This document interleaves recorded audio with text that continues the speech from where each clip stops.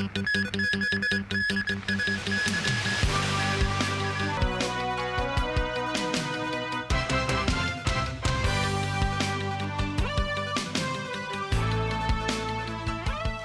and welcome to TVB News. I'm Melissa Hekalea. The National Security Department of the Police has charged a 19-year-old Hong Kong woman with committing an act with seditious intent. She's suspected of promoting subversive group Hong Kong Parliament. She allegedly broke the law while in Canada. The woman was brought before a court today and has been remanded in custody until her next appearance on October 31st. Jackie Lin has more.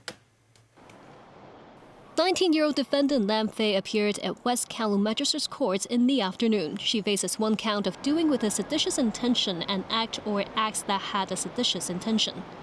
The National Security Department of the Police alleges that from March to May this year, the girl filmed promotional videos for the elections of Hong Kong Parliament and called on others to vote through social media in an attempt to overthrow and undermine the central and Hong Kong governments.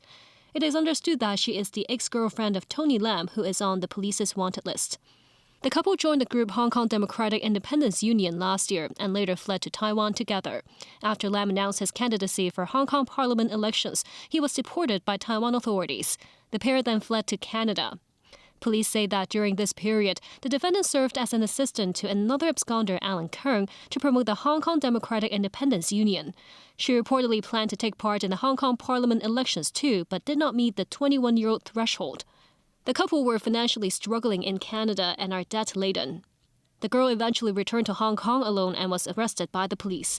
While the filming took place in Canada, police say the Hong Kong national security law has extraterritorial effect.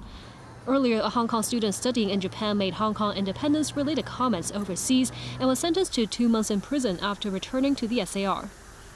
Police remind citizens that committing an act with a seditious intention is a serious offense and is punishable by 7 years imprisonment on first conviction. Jackie Lin, TVB News. The defense for the landmark national security trial of Next Digital founder Jimmy Lai continued with its closing argument today. One of the trial's designated judges suspected Apple Daily articles on the extradition bill mislead the public. The defense said the publication was meant to promote discussion in the community. Timothy Lee tells us more. Former media mogul Jimmy Lai and 3 companies related to now defunct newspaper Apple Daily were charged with conspiracy to collude with external elements and publishing seditious publications.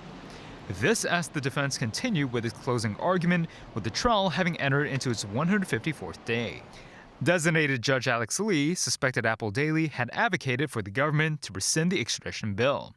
Using an Apple Daily editorial as an example, the defense said the newspaper simply discussed whether the bill was good or bad, or was it necessary, and that the public could make its own judgment.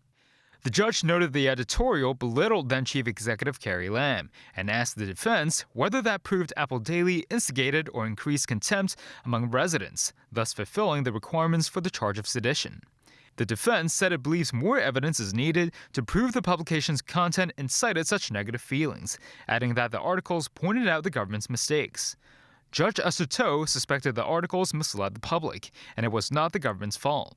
The defense said it is the media's role to promote discussion in the community. Judge Alex Lee further asked whether the articles could bring about reasonable discussions beyond telling the government that everyone objects to the extradition bill. The defense believes the articles noted the government's inability to present persuasive points supporting the bill.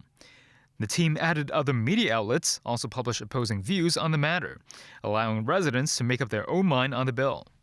Meanwhile, regarding the charge of colluding with external elements involving the organization Stand with Hong Kong, the defense said there is no evidence that indicates Lai's request for foreign sanctions at the time of the incident. Timothy Lee, TVB News. According to sources, police have arrested 8 people in connection with a murder case in Shui Kiu. It's believed the killing was linked to a dispute over illicit cigarette profits. The body of a man was discovered under a bridge in Shui Kiu yesterday morning. Sources say he was 51 years old and lived nearby. He suffered knife wounds to the back of his head. 8 people have reportedly been arrested on suspicion of murder, unlawful imprisonment, and aiding offenders. Health authorities are investigating an outbreak of antibiotic-resistant bacteria known as CPE at a care home in Yuen Long. The hospital authority revealed today 3 female patients at Kwangwa Hospital are also confirmed to be CPE carriers. Jackie Lin with details.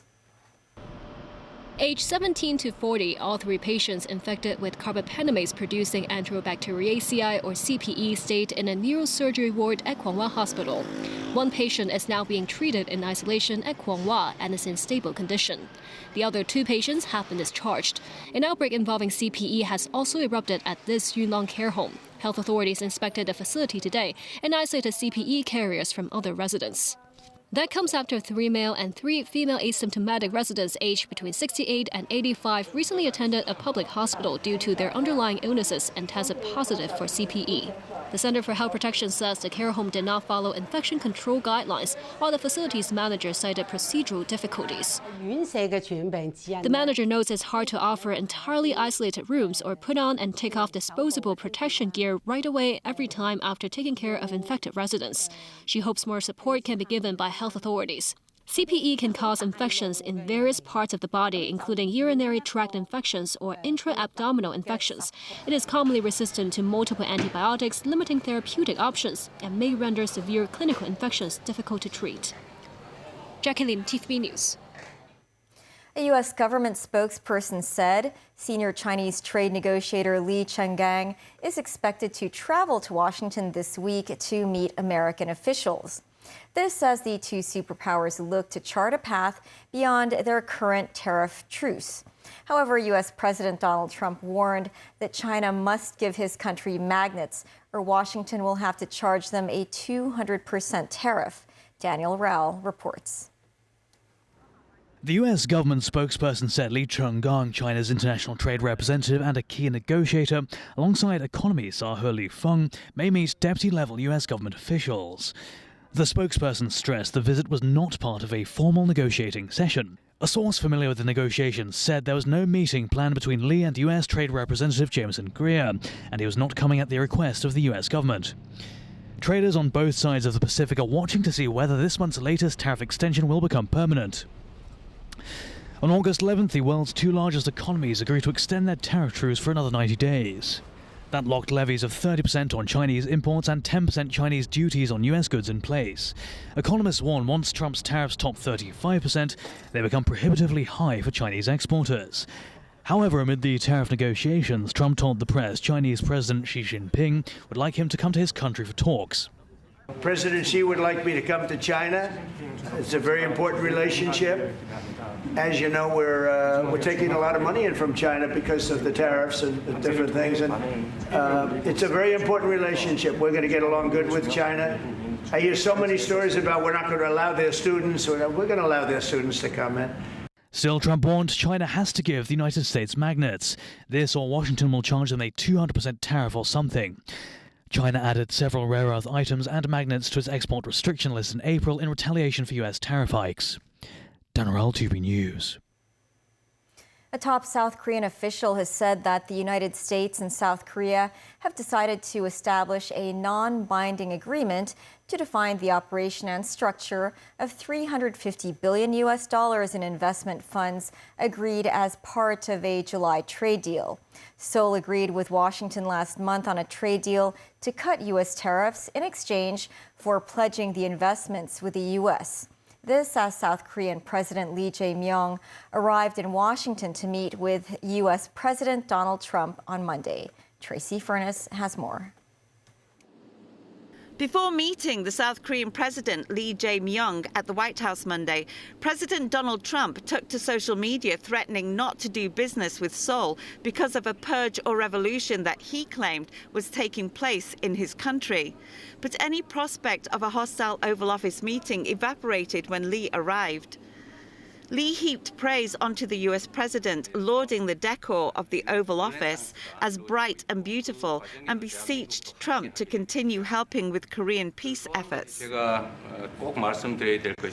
Lee said the only divided nation in the world is the Korean Peninsula, and I would like to ask for your role in establishing peace on the Korean Peninsula. I will say that Kim Jong-un and I had a very good relationship, as you remember, and still do. And when I came in, I didn't know him. We had 2 summits, but we became very friendly. When asked about whether he would consider reducing the 40,000 American troops in South Korea, Trump sidestepped the question, saying he would like to scrap the lease for the military base. I would like to see if we could get rid of the lease and get ownership of the land where we have a massive military base.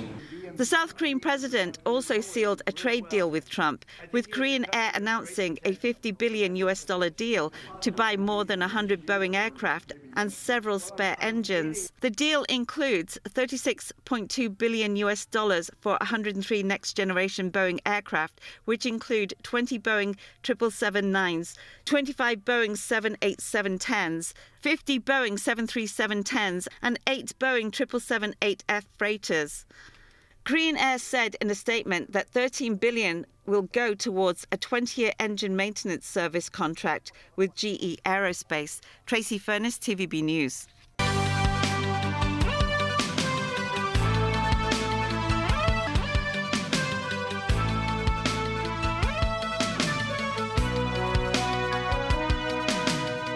Welcome back. Israel's launched a pair of strikes on the only functioning public hospital in southern Gaza, killing at least 20 Palestinians, including medical personnel and journalists. Danny Joe reports. Outrage and grief gripped the streets of southern Gaza as a major medical facility in the region became a scene of devastation. On Monday, Israeli warplanes targeted the 4th floor of Nasser Hospital in Khan Yunis with at least 1 missile, followed by a second attack minutes later.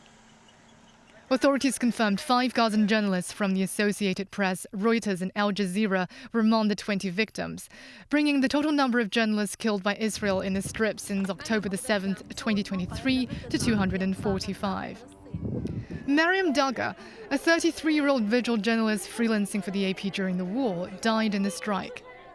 Mariam's father led funeral prayers for his daughter later on Monday and said her death was a loss for all of Gaza because she was loved in the entire enclave. The Gaza-based health authorities described the airstrike as a continuation of the systematic destruction of the health system. They have urged the international community to take immediate and urgent action to protect humanitarian personnel. The attack immediately drew global condemnation. Qatar, Turkey, Iran, Egypt, Saudi Arabia, as well as United Nations Secretary General expressed strong denunciation of Israel's atrocities while calling on an end to these crimes. The foreign ministry in Beijing said they were shocked and condemned the unfortunate deaths in the conflict.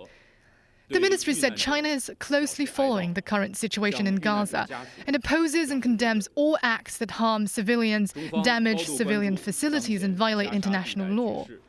Israeli Prime Minister Benjamin Netanyahu conceded the killing of journalists and first responders and referred to their deaths as a tragic mishap. The Israel Defense Forces said in a statement that it regrets any harm to uninvolved individuals and does not target journalists as such.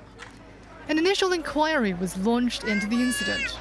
Danny Joe, TVB News. An investigation continues after 3 people died when a helicopter crashed during a lesson on the Isle of Wight off the south coast of England.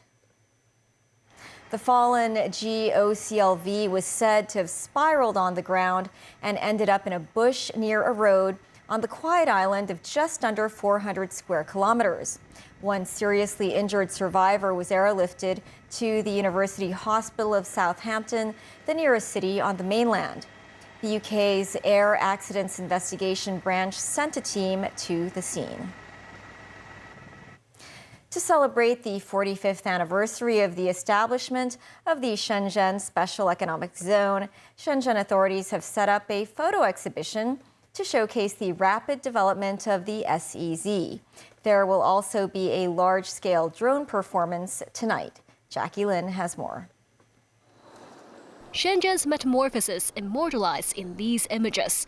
Like a time capsule, they chart Shenzhen's meteoric rise from barren fields to a bustling metropolis with a skyscraper-studded skyline through 4.5 decades. One striking picture documents the Shekou industrial zone in 1981, where workers raced against the clock under the banner "Time is money, efficiency is life," embodying the determination of Shenzhen people to seize the opportunities of reform. This student praises the city's advancement in artificial intelligence and greenery efforts, adding that they owe much to the pioneers in Shenzhen, as without their hard work, the city would not be what it is today. This former photojournalist recalls risking his life in 1995 to climb 100 meters up a crane to capture the topping out of the Diwang Tower, also known as Shunheng Square, then Asia's tallest building. He says most reporters left after the ribbon-cutting ceremony, but he stayed behind for the real story. He says watching the construction workers scale such heights showed a courage few can imagine. On August 26, 1980, the State Council approved the establishment of the first batch of special economic zones in Shenzhen, Zhuhai, Shantou, and Xiamen. Deng Xiaoping, who strongly supported the policy, later praised Shenzhen's success during his 1984 Southern tour. From the 1980s onward, the city witnessed what became known as a Shenzhen speed, referring to the breakneck pace of city development. Its GDP surged from 270 million yuan in 1980 to 3.6 trillion yuan in 2024, ranking third nationwide. Jackie Lim, TVB News. That's the news. Thanks for watching. Bye for now.